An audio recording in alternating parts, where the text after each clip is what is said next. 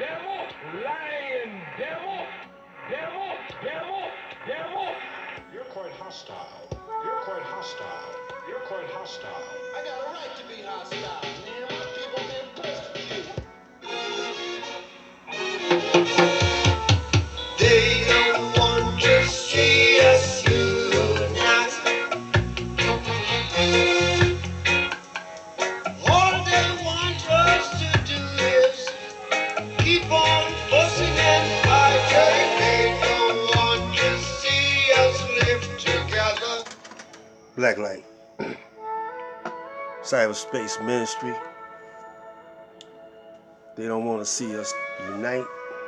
They don't want to see us live together. All they want to do is see us keep fussing and fighting. And there's evidence right here on this YouTube what's going on. But we must unite in righteousness. See, once we all get on the same page of righteousness and what righteousness is, then we will. The righteous must rule. You know that, don't you? Once we do that, once we unite in righteousness, we will rule. Now, there are those of you that want it both ways. Y'all still want to hang on to this system, this wicked system that was founded in corruption. Y'all still want it. You say, well, we go to church and we don't hang out at bars. But let me tell you this. You bow down to that dollar. As long as you support that dollar, you're supporting unrighteousness. Now, in the 60s, we was ready, man, but we was lacking one thing. We had the courage, you know. We were fearless, but we were not yet purified. So if we would have, you know, been victorious in our efforts, we would have just ruled like the Caucasian ruled. We would just ruled like the devil. We would have kept his system up, you know. And the strong or those that were bigger would have played on the weak, you know, like they're doing now in so many ways. There are those among us that are very witty, are very sharp, silky tongue. There are those among us that got a certain swagger about us. And see, that's what most of us do. We don't listen to we don't listen to what they say. We listen to how they say it. We don't look at what they do. We just look at, you know, the personality. You know, we don't look at their fruits. So that's the reason why I say, you know, you always hear me talk about Elijah, because he produced, while he was living, a separate nation. Not saying that it was 100%, but it was damn near close to it, of purified brothers and sisters who knew who their enemy was, who knew who God was, and was producing the fruits of righteousness. So the Caucasian had to, he had to interrupt that flow. So he went among us and searched out the weak ones, you know, of all the sets, because all the groups will eventually unite. Because Martin Luther King, he was talking to Elijah and Malcolm when he died, when he got killed. He was getting, he was talking one way, but when he met the Honorable Elijah Muhammad and Malcolm X, he started talking another way. Go back and listen to the speeches. And if them two would have got together and united, I mean, Martin Luther King still would have been a Christian, and Elijah would have been a Muslim, because Elijah knew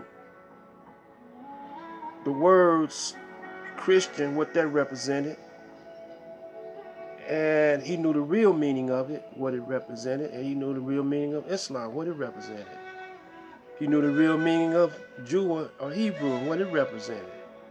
He knew the real meaning and the purpose of those titles and the function of those titles.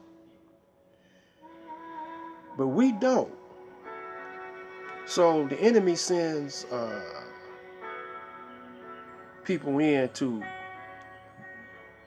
divide us. And oftentimes they look like us. But it's up to y'all to pay attention. So you got to go back in history, and the part that I'm trying to get you to look at is the 60s. That's when it was all getting ready to come together, but we still was not yet purified. We were fearless. We were not afraid of the Caucasian no more. But now it's done went the other way. So we got to see what we lacking today by looking back at the past. Well, one thing, a lot of us are afraid. A lot of us still bow down to the Caucasian. If you're the first man on the planet, and if you really believe that you're the first man on the planet, you got seniority. Your children don't have authority over you. But somehow, in this day and time, we letting our children have authority over us. And that I'm talking in a twofold manner. I'm talking about literally our children are running the household now. And also the Caucasian. He comes from us. A lot of y'all don't believe that, but that's true. He's what we call the red-headed stepchild. Because he's so far removed from us. But a lot of us don't understand what we're talking about. And we're not alike. Just like I gave this illustration before about birds of the same feather flock together. You got many species of birds, but they're not the same. You got sparrows, you got crows, you got eagles. The eagles fly, the eagles run with the eagles. Sparrows run with the sparrows, the robins run with the robins. Now if you drop a baby eagle in a chicken coop and the chickens raise him, you're not going to ever realize that he's an eagle. He going to do what the chickens do, He might not never fly high. Chickens don't fly high. So, first of all, we got to recognize our weaknesses. We got to stop worshiping personalities. Try to live an upright life. We can't live in this world, in this wicked system. We can't have it both ways. We got to separate ourselves, divorce ourselves, build a righteous system for ourselves. And then we got to unify, be united. We got to be united when we building this system. Because we need somebody to carry the wood. We need somebody to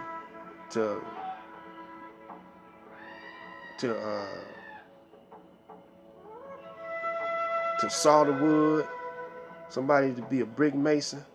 We all got different jobs to do, but we all got to work together. This is Black Light Out.